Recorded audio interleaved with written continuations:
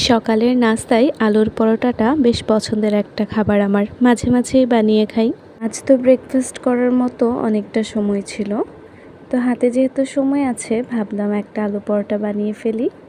তো তার জন্য আমি আলু সিদ্ধ বসিয়ে দিয়ে এখানে আটাটা মাখতে শুরু করেছি।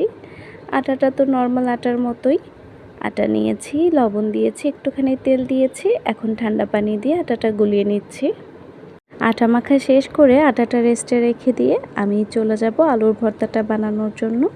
আর আলুর ভর্তাটা বানিয়ে নিয়ে এক্ষুনি চলে এসেছি। আলু পরোটা বানানোর ক্ষেত্রে আমি যদি পুরির মতো করে ভেতরে পুর দিয়ে তারপর পরোটাটা বানাই, তাহলে কি হয়, মাঝখান দিয়ে ফেটে যায় বা আলুটা বের হয়ে যেতে চায়।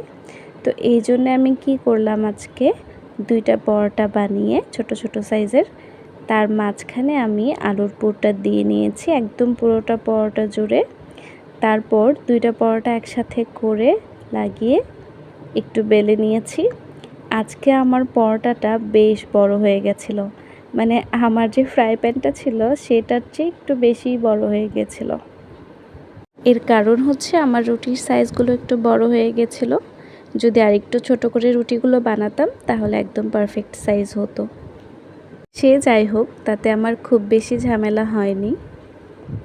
কখনো যদি বাসায় রুটি হয় আর আলু ভর্তা থাকে, তাহলে আমি ওই রুটিটাও আলু ভর্তা দিয়ে খাই। এভাবে খেতেও আমার ভীষণ ভালো লাগে। এই তো এবার আমি পরোটাটা উল্টে পাল্টে বেশ ক্রিস্পি করে ভেজে নেব।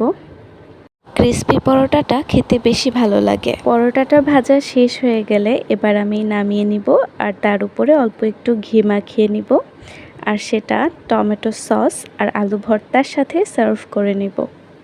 আর আচার দিয়ে খেতেও ভালো লাগে।